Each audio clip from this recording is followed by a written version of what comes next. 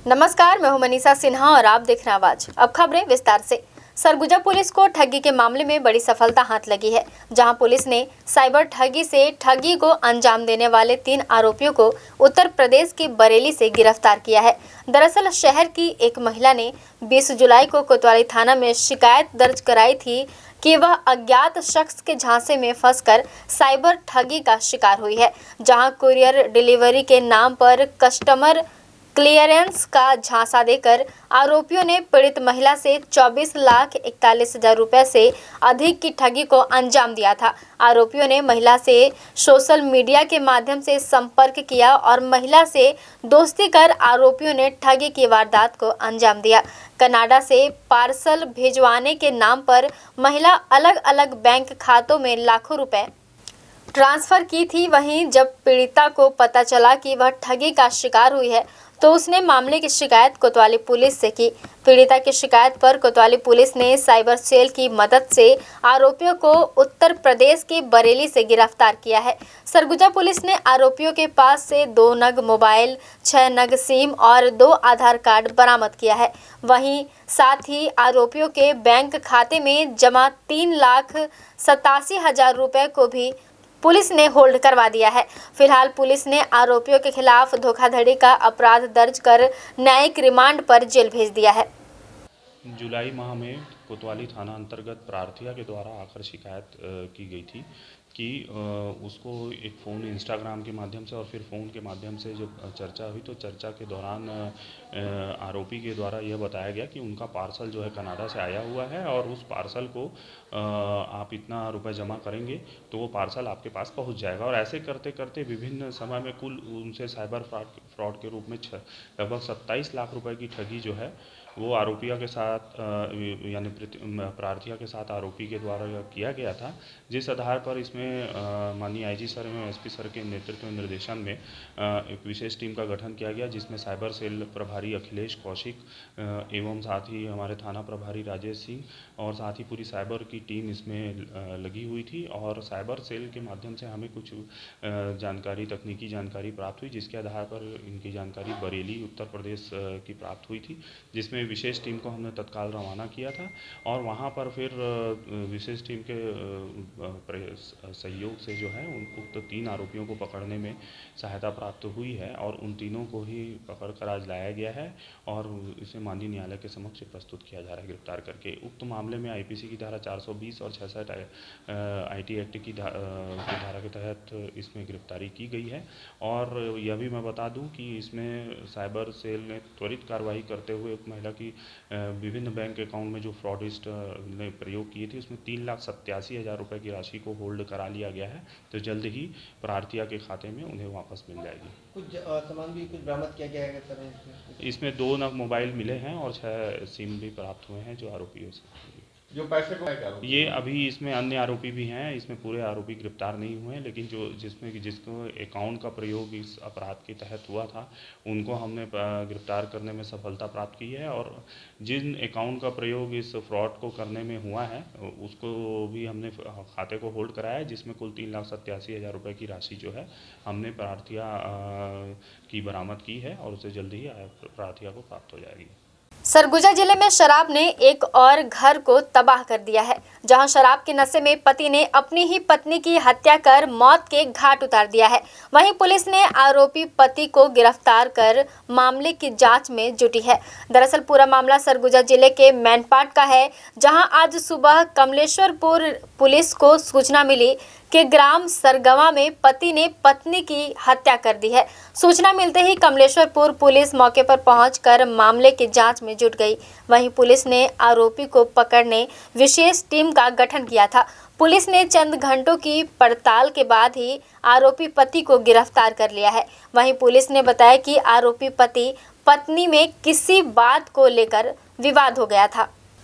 वहीं पति शराब के नशे में पत्नी पर पत्थर से वार कर मौत के घाट उतार दिया। पूरे मामले में पुलिस ने आरोपी के विरुद्ध संबंधित धाराओं के तहत कार्रवाई करते हुए न्यायिक रिमांड पर जेल भेज दिया है।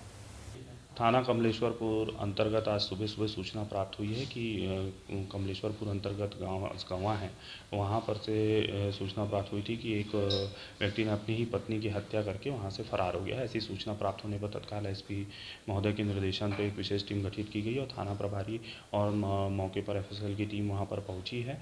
पहुँचने पर प्रथम दृष्टया देखने पर जो मृतिका है उसे किसी पत्थर जैसे वस्तु से मार करके हत्या करना प्रतीत हुआ है, जिसमें अभी आईपीसी की धारा 302 के तहत अपराध पंजीबद्ध किया जा रहा है। और इसमें तत्काल एक्शन में लेते हुए जो संबंधित थाना प्रभारी कमलेश्वरपुर हैं उनके द्वारा आरोपी को अभी गिरफ्तार भी कर लिया गया है और उसे गिरफ्तार करके उसमें अग्रिम कार्रवाई जारी है। हत्या की वजह क्या थी सर? हत्या की वजह जो प्रारंभिक पूछताछ में पता चल रही है कि इसमें जो व्यक्ति है पति जो है वो भी शराब पिया हुआ था। शराब के नशे में इन लोगों का कुछ विवाद पति पत्नी के मध्य हुआ है, जिस पर गुस्से में आकर उसके द्वारा ऐसी घटना कारित की गई है। सरगुजा जिले के दरिमा थाना अंतर्गत ग्राम जयपुर में एक युवक हाथों में तलवार लेकर गांव के लोगों को डरा और धमका रहा था, जिसकी सूचना पर मौके पर पहुंची पुलिस ने आरोपी युवक को गिरफ्तार कर उसके पास से तलवार को अपने कब्जे में लेकर आगे की कार्यवाही में जुट गई है।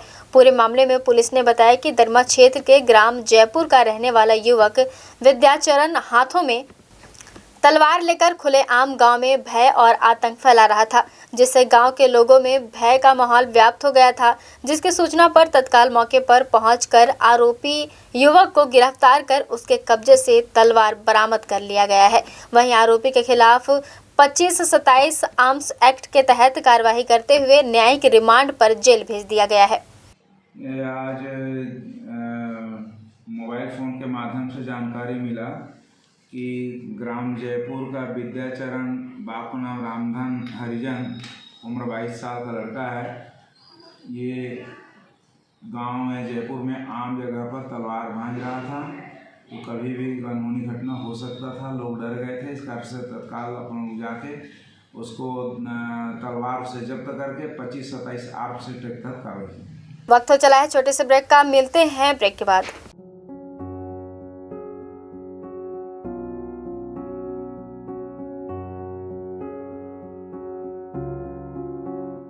क्या आप संतान सुख से वंचित हैं? माँ बनना संभव, बंद ट्यूब्स में भी, अधिक उम्र में भी, बार बार गर्भपात के बाद भी, नसबंदी के बाद भी। माँ बनना संभव, पुरुष के वीर्य में शुक्राणुओं की मात्रा कम अथवा नील होने पर भी, अथवा अंडों का ना बनना या समय पर ना फूटने पर भी, पीसीओडी बीमारी होने पर भी। माँ बनना संभव, बच्चेदानी में गांठ होने पर भी, 2-3 IUI कराने पर भी सफलता ना मिलने पर भी, सभी जांच रिपोर्ट सामान्य होने पर भी संतान का ना होना। स्त्री रोगों एवं प्रसूति से संबंधित समस्त बीमारियों की जांच एवं इलाज के लिए हमें संपर्क कीजिए 8085758585 पर तुरंत कॉल करें। हम आपके परिवार को पूरा करते हैं। Makhija test tube baby centre and प्रसूति गृह, life begins here, Agrasen Chowk के पास, telephone exchange road, Bilaspur, Chhattisgarh. हम सब यही चाहते हैं कि हमारी फैमिली सेफ और हेल्दी हो, इसलिए मैं ट्रस्ट करता हूं सिर्फ रेडक्लिफ लैब्स पर, जहां मिलती है अपने हेल्थ चेकअप्स की trusted report on time. Book a test now with Redcliffe Labs. तो आज ही हेल्थ टेस्ट बुक करें रेडक्लिफ लैब्स से और रखें अपनी फैमिली को हमेशा स्वस्थ। रेडक्लिफ लैब्स, हेल्दी इंडिया की ट्रस्टेड लैब। एक मेजर की लाइफ में फिटनेस बहुत इंपॉर्टेंट है और फिटनेस को इंश्योर करने के लिए preventive health checkups are the best. For all your fitness needs, trust only Redcliffe Labs. Book your test in 1 minute and get same day results. Healthy India की trusted labs. Radcliffe labs के genetic testing से आप अपने fitness, wellness और काफी सारे health plans customise कर सकते हो। इसीलिए ये है हेल्दी इंडिया की ट्रस्टेड लैब। बीमारी से आजादी पाने के लिए रेगुलर हेल्थ चेकअप कराएं। रेडक्लिफ लैब्स, हेल्दी इंडिया के ट्रस्टेड लैब। इंडिया का बच्चा बच्चा जानता है। क्या आप जानते हैं आपका सैंपल प्रोसेसिंग और रिपोर्टिंग के लिए कहाँ जाता है? रेडक्लिफ लैब्स में। रेडक्लिफ लैब्स के पास है state of the art, fully automated and highly advanced instruments. यहाँ सभी इक्विपमेंट्स दिन में मल्टीपल बार चेक किए जाते हैं, जिससे टेस्ट रिजल्ट्स की क्वालिटी एक्यूरेट रहे।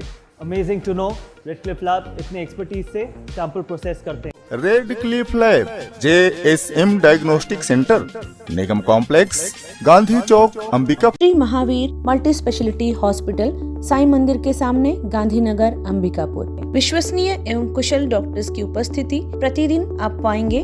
जनरल एवं लेप्रोस्कोपिक सर्जन डॉक्टर सुधांशु किरण, स्त्री एवं प्रसूति रोग विशेषज्ञ डॉक्टर सुषमा रवि, हड्डी एवं ट्रॉमा विशेषज्ञ डॉक्टर अनुरंजन दुबे एवं मेडिसिन, शुगर एवं हृदय रोग विशेषज्ञ डॉक्टर अर्पण सिंह चौहान। साथ ही साथ बाल एवं शिशु रोग विशेषज्ञ डॉक्टर संदीप गुप्ता अपनी सेवाएं देंगे।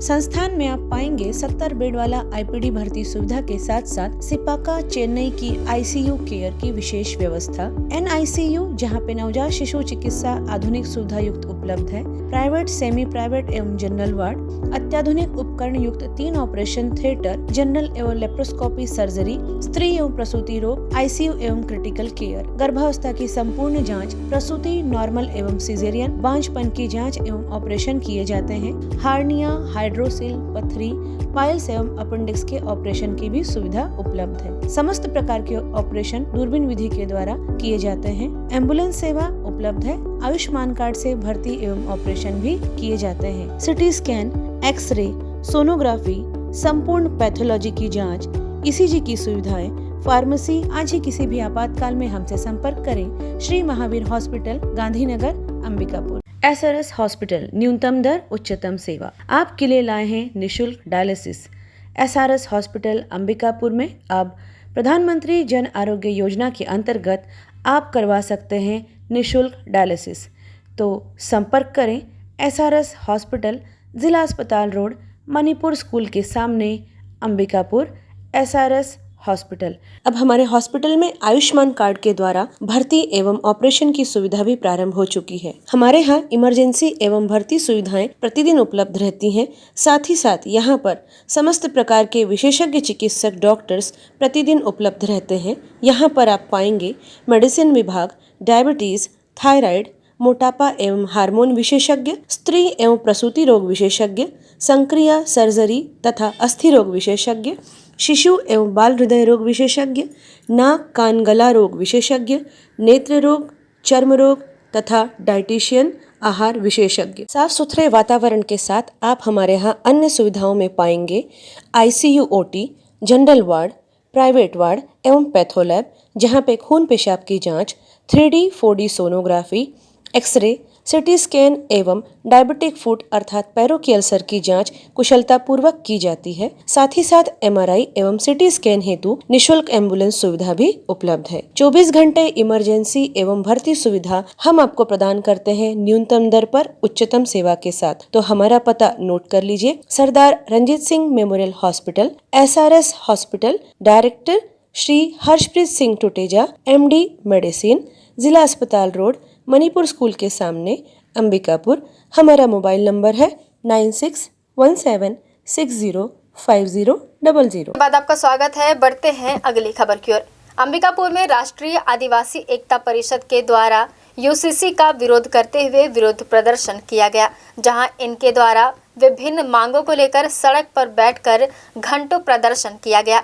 वहीं आज भारत बंद का आह्वान पर राष्ट्रीय आदिवासी एकता परिषद के द्वारा अंबिकापुर के घड़ी चौक पर जमकर नारेबाजी की गई और अपनी विभिन्न मांगों को लेकर प्रदर्शन किया गया। प्रदर्शन के दौरान काफ़ी संख्या में पुलिस बल भी मौके पर मौजूद रही। आपको बता दें कि राष्ट्रीय आदिवासी एकता परिषद के द्वारा यूनिफॉर्म सिविल कोड यूसीसी का विरोध और वन संरक्षण संशोधन विधेयक 2023 का विरोध किया जा रहा है। वहीं इसके साथ ही अपनी कई अन्य मांगों को लेकर राष्ट्रीय आदिवासी एकता परिषद के द्वारा घड़ी चौक पर चक्का जाम कर प्रदर्शन किया गया।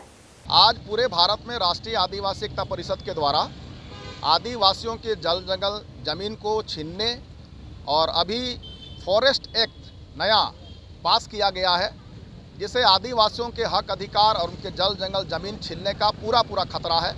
इसके विरोध में आज भारत बंद बुलाया गया था और पूरे भारत में जहाँ जहाँ आदिवासी लोग हैं वहाँ प्रदर्शन हो रहा है। दूसरा, आदिवासियों को कॉमन सिविल कोड यूसीसी मंजूर नहीं है, क्योंकि इससे आदिवासियों की पहचान खत्म हो जाएगी। आदिवासी नहीं रहेगा। अगर वो सामान्य हो जाएगा तो आदिवासी की पहचान ही खत्म हो गई, फिर वो आदिवासी अपने मूल पहचान को खो देगा। और इसीलिए अगर वो मूल पहचान को खो देगा तो आदिवासी का हक और अधिकार भी खत्म हो जाएंगे। चूँकि वो यहाँ का मूलवासी है, मूल निवासी है, आदिवासी है, उसका इस देश पर अधिकार है। पहला नागरिक वो है आदिवासी। और इसलिए आदिवासी इसका विरोध कर रहा है। यूसीसी लागू नहीं होना चाहिए किसी भी मायने में। अगर लागू होता है तो भारत मुक्ति मोर्चा और राष्ट्रीय आदिवासी एकता परिषद मिल करके, बहुजन क्रांति मोर्चा मिल करके, मूल निवासी संगठन भारत में बड़ा आंदोलन करेगा और उसका उग्र प्रदर्शन होगा भारत में आने वाले दिनों में। आज किस प्रकार प्रदर्शन किया? आज आंशिक बंद था हमारे तरफ से, चूँकि अभी खेती बाड़ी का समय है, गांव देहात से लोग, किसान लोग, मजदूर लोग नहीं आ पाते हैं और इसलिए यहाँ कम संख्या में लोग आए थे। फिर भी हमने आज अंबिकापुर के घड़ी चौक में 1 घंटा तक बंद रखा, जाम करके रखा और यहीं पर हम लोग आज इस कार्यक्रम को समापन भी कर रहे हैं। के सबसे बड़े विश्वविद्यालय संत गहिरा गुरु द्वारा सत्र 2022-23 की कुछ माह पूर्व परीक्षा आयोजित की गई थी, जिसके पश्चात अब लगभग सभी विषयों की परीक्षा परिणाम घोषित किए जा चुके हैं। इसी तारतम्य में 2 अगस्त को विश्वविद्यालय द्वारा BA द्वितीय वर्ष का परीक्षा परिणाम भी जारी किया गया, जिसमें मनेंद्रगढ़ के स्वामी विवेकानंद महाविद्यालय के छात्रों का परीक्षा परिणाम असंतोषजनक रहा, जिसको देखते हुए गैर राजनीतिक दल आजाद सेवा संघ के प्रदेश सचिव रचित मिश्रा के नेतृत्व में एवं छात्र मोर्चा जिला अध्यक्ष प्रतीक गुप्ता की उपस्थिति में छात्रों के साथ संघ द्वारा कुल सचिव को ज्ञापन सौंपकर छात्रों की कॉपियों के साथ हुई गड़बड़ी की जांच कर जल्द कार्यवाही करने की मांग की गई, जिस पर कुल सचिव द्वारा आश्वासन देते हुए कहा गया कि छात्रों के संगीत विषय में जिनके अंक नहीं चढ़े हैं उनकी कॉपियों को पूर्ण जांच कर दोबारा सुधार किया जाएगा एवं अन्य छात्रों की समस्याओं को भी दूर किया जाएगा। आज हम विश्वविद्यालय में आए हुए थे और यहाँ के कुल सचिव से मुलाकात कर उन्हें अवगत कराए हैं कि हमारे पास आज करीबन कुछ छात्र आए हुए हैं शासकीय महाविद्यालय मनेंद्रगढ़ कॉलेज के। इनका ये कहना है कि म्यूजिक का एक सब्जेक्ट का एग्जाम हुआ था, उसमें हमने कुछ दिन पहले भी ज्ञापन सौंप कर मार्क किया था, तो उनका नंबर नहीं चढ़ाया गया था और रिजल्ट को जारी कर दिया गया था, जिससे कि 20 ऐसे छात्र हैं जिनका विथहेल्ड था। तो अभी हमने मुलाकात कर उन्हें अवगत कराया तो उन्होंने तत्काल कहा है कि शाम तक उन सभी का रिजल्ट जारी कर दिया जाएगा। और कुछ छात्र ऐसे हैं जिनका कहना यह है कि हमारा इंग्लिश और हिस्ट्री में सही तरीके से कॉपी को नहीं जांचा गया है, तो हमने मांग किया है कि उन सभी की कॉपियों को फिर से जांच कराया जाए और जो भी उचित उनका नंबर है उसको। अब इसमें कुछ ज्यादा कहा नहीं जा सकता कि विश्वविद्यालय ने किस तरीके से कॉपियां जचवाई है। छात्रों का कहना यह है कि हमने सही तरीके से अपनी उत्तर पुस्तिका लिखी है, लेकिन विश्वविद्यालय का कहना है कि नहीं, छात्रों ने सही तरीके से नहीं लिखा है। तो अब ये जांच का विषय है, इसमें अभी जांच हो रही है और जांच में पता लग रहा है कि बहुत सारे स्टूडेंट्स ऐसे हैं जिन्होंने सही लिखा है, लेकिन कुछ छात्र ऐसे भी हैं जिन्होंने सही नहीं लिखा है। हमारी जो कॉपी थी वो अच्छी तरह से चेक नहीं हुई थी, ज़्यादातर इंग्लिश और हिस्ट्री का, और मेरा एक सब्जेक्ट है म्यूज़िक का, उसका पहला भाग का कॉपी रिजल्ट आउट हो गया लेकिन नंबर नहीं चढ़ाया गया था। इस संबंध में आए हुए थे। वो तो यूनिवर्सिटी वाले ऐसा कुछ खास बताया नहीं, अच्छी तरह से बोला गया कि शाम तक में रिजल्ट आ जाएगा। कहाँ से हैं आप लोग? मणिनगढ़ से। हाँ मैडम, मेरे पास शासकीय विवेकानंद महाविद्यालय मनेंद्रगढ़ के बच्चे आए थे। उनकी मांग है कि उनके साथ आधार पाठ्यक्रम अंग्रेजी और इतिहास विषयों में उनकी उत्तर पुस्तिकाओं का सह मूल्यांकन नहीं हुआ है, और उनका साथ में ये भी था आरोप कि विश्वविद्यालय संगीत का परीक्षा परिणाम अभी तक घोषित नहीं किया करके सब में उसने ऑप्शन लगा दिया है। संगीत की परीक्षाएं किन्हीं कारण से रोकी गए थे, आज वो शाम तक घोषित हो जाएगी। प्रश्न है अंग्रेजी और इतिहास का, क्योंकि हम हम बच्चों को आश्वासन दिए हैं कि अंग्रेजी और इतिहास के आपकी उत्तर पुस्तिकाओं का पुनः परीक्षण कराया जाएगा। यदि आपके मार्क्स परीक्षणों उपरांत अपेक्षाकृत रूप से वृद्धि होती है तो हाँ, हम वृद्धि वाले अंक को हम देंगे। लेकिन हमने थोड़ा अध्ययन किया तो हमने ये भी पाया कि उसी टीचर ने जांचा है और कुछ उत्तर पुस्तिकाओं में अच्छे नंबर भी दिए हैं और कुछ उत्तर पुस्तिकाओं में कम भी नंबर दिए हैं, परंतु अंततः वो परीक्षण के बाद ही ये कहा जा सकता है कि एक्चुअल में टीचर्स ने सह मूल्यांकन किया कि नहीं किया है। यदि अगर टीचर के द्वारा कहीं अगर मिस्टेक हुई है तो छात्र के हित में जरूर उनके अंक में वृद्धि देखी जाएगी। सर, लगातार ऐसी शिकायतें आ रही हैं, कब तक? देखिए मैडम, अभी विगत 15-20 दिन से लगातार बच्चों की ये शिकायतें आ रही है और हमने हर बच्चों की शिकायतों को, उनकी उत्तर पुस्तिकाओं का हम रैंडम चेकिंग करा रहे हैं। रैंडम चेकिंग कराने में ये सामने आ रहा है कि उत्तर पुस्तिकाओं का मूल्यांकन सही हुआ है, क्योंकि इसमें हम भी ये सोचते हैं क्योंकि विगत 2-3 सालों में कोरोना की वजह से बच्चों को ऑनलाइन लिखने की आदत रही, तो हो सकता है कि बच्चे इस पर ज़्यादा रुचि नहीं रहे होंगे और उसका रैंडम चेकिंग हो रहा है। रोज हम 2-3 प्रोफेसर टाइम निकाल के आते हैं और सब प्रोफेसर्स ने यही अपना ओपिनियन दिया है कि मूल्यांकन सही हुए हैं। वक्त तो चला एक और छोटे से ब्रेक का, मिलते हैं ब्रेक के बाद। सरस्वती महाविद्यालय सुभाष नगर बनारस रोड अंबिकापुर में सत्र 2023-24 के लिए प्रवेश प्रारंभ। महाविद्यालय राज्य शासन एवं संत गहिरा गुरु विश्वविद्यालय अंबिकापुर सरगुजा से संबद्ध है। साथ ही साथ महाविद्यालय को B+ ग्रेड की रैंकिंग प्राप्त है। सरस्वती महाविद्यालय में स्नातक कक्षाओं के लिए कक्षा 12वीं के बाद BPES 3 वर्षीय पाठ्यक्रम, BA, BSc बायो एवं गणित, BSc कंप्यूटर, BCom तथा BCom कंप्यूटर साइंस के साथ साथ BCA, DCA पाठ्यक्रम भी उपलब्ध है। साथ ही साथ स्नातकोत्तर कक्षाओं के लिए MSc गणित, MSc वनस्पति शास्त्र, MSc प्राणी शास्त्र, MSc भौतिक शास्त्र एवं रसायन शास्त्र तथा डिप्लोमा कोर्स में PGDCA पाठ्यक्रम संचालित हैं। सरस्वती महाविद्यालय में नए पाठ्यक्रम में MCom तथा MA अर्थशास्त्र संभावित है। महाविद्यालय में छात्र छात्राओं के लिए बस, छात्रावास एवं छात्रवृत्ति की सुविधा उपलब्ध है। महाविद्यालय में योग्य एवं अनुभवी प्राध्यापकों द्वारा अध्यापन कार्य कराया जाता है। महाविद्यालय में नवीन ग्रंथालय तथा कंप्यूटर एवं विज्ञान संकाय के विषयों के लिए आधुनिकतम प्रयोगशाला एवं ई-लाइब्रेरी भी उपलब्ध है। छात्रों के सर्वांगीण विकास हेतु सरस्वती महाविद्यालय में सबसे अलग अभूतपूर्व खेलकूद गतिविधियां एवं सांस्कृतिक कार्यक्रम कराए जाते हैं। पर्यावरण संरक्षण एवं सुरक्षा की दृष्टि से महाविद्यालय परिसर में ही संपूर्ण व्यवस्था उपलब्ध कराई गई है। महाविद्यालय के छात्र छात्राओं को शैक्षणिक भ्रमण, पर्यावरण भ्रमण, सोशल आउटिंग के अंतर्गत प्राकृतिक एवं सांस्कृतिक धरोहर, धार्मिक स्थल एवं विभिन्न औद्योगिक व्यावसायिक परिसरों के भ्रमण के अवसर भी प्रदान किए जाते हैं। खेलकूद के क्षेत्र में भी छात्र छात्राओं को राष्ट्रीय तथा अंतर्राष्ट्रीय स्तर पर अवसर प्रदान किए जाते हैं। सरस्वती महाविद्यालय में जो विद्यार्थी प्रवेश के लिए इच्छुक हैं वे तत्काल महाविद्यालय में संपर्क करें। हमारा मोबाइल नंबर 9589440583। ब्रेक के बाद आपका स्वागत है। बढ़ते हैं अगली खबर की ओर।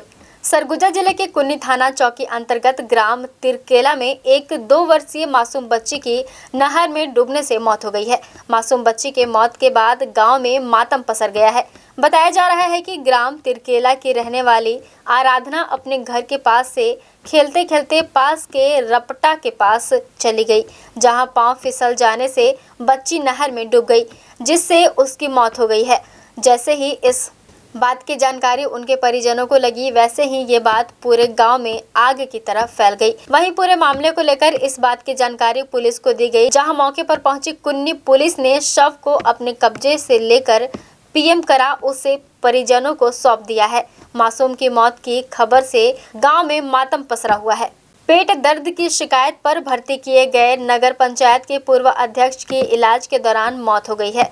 वहीं उसकी मौत के बाद परिजनों ने चिकित्सक पर लापरवाही का आरोप लगाया है और कार्यवाही की मांग कर रहे हैं। दरअसल नगर पंचायत सूरजपुर के पूर्व अध्यक्ष जयराम राजवाड़े के पेट में दर्द की शिकायत होने के बाद उन्हें सूरजपुर के जिला अस्पताल में भर्ती कराया गया, जहां इलाज के दौरान उसकी मौत हो गई। मौत की खबर जैसे ही बाहर आई, वैसे ही उनके परिजन नाराज हो गए और अस्पताल में डॉक्टरों द्वारा लापरवाही बरतने की बात करते हुए हल्ला मचाने लगे। इधर अस्पताल प्रबंधन ने बताया कि इस मामले में किसी भी प्रकार का कोई लापरवाही नहीं बरता गया है और परिजनों द्वारा लगाया जा रहा आरोप निराधार है। पापा की तबीयत खराब था बहुत ज़्यादा, तो भड़गांव से भैया खान ले गए। 108 नंबर में कॉल किया था, तो वहाँ से रेफर यहाँ सूरजपुर में कर दिए। उसके बाद 6 साढ़े 6 बजे हम लोग हॉस्पिटल आए। उसके बाद डॉक्टर थे, हालत बहुत ख़राब था, उठ बैठ नहीं सक रहे थे, बहुत मुश्किल से तो उसको स्ट्रेचर पे हम लोग लाए थे। फिर डॉक्टर थे दूर से देखे, बोले कि BP वगैरह चेक करो। नर्स चेक की, उसके बाद कागज़ दिखा दी, अब हो गया। उसके बाद क्या बोले कि इसको मतलब कि यहाँ शिफ्ट कर दो, तो फिर यहाँ लाए। फिर उतना टाइम से हो गया। आप देखे क्या बोलते हैं कि कैसा इलाज किए हैं, इतना सिचुएशन ख़राब था। एक बार देखने के लिए आते हैं ना सर, बताइए ना। तो इंजेक्शन बस लगाया, उसके बाद छोड़ दिए सर। बताइए, उतना टाइम से लाए थे, सिचुएशन मतलब कि हालात बहुत ख़राब था। क्या बोलते हैं कि इंजेक्शन एक नर्स लगाई ना इंजेक्शन, उसके बाद आराम उनको मेरे साथ आराम कर रहे थे। उसके बाद क्या बोल नहीं, फिर मैं बाहर चल गया था। उसके बाद मेरा मम्मी थी, उसके बाद मैं बाहर से आया तब डॉक्टर ऐसा बोल रहे हैं। फिर क्या बोले? मतलब कि पूरा लापरवाही सर, मतलब कि कुछ भी इलाज नहीं करते हैं, मतलब पूरा लापरवाह टाइप से हैं, कोई मरीज का कोई फिक्र नहीं सर। उसके बाद वहाँ से लेके आए हैं और यहाँ एडमिट किए हैं और आधा घंटा के बाद में फिर सिस्टर लोग आए।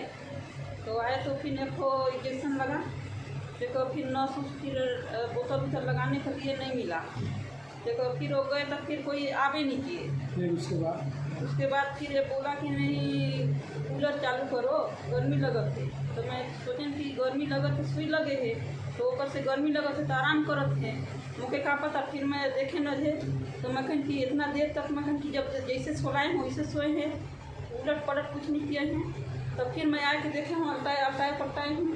तो फिर भाई लोग एक बैठे हैं, इनको बुलाए थे, भैया देखिए तो एक तो काहे के हाथ पर एकदम ठंडा लगत है कि सीधा जैसे सोलाए हैं वैसे सोए हैं।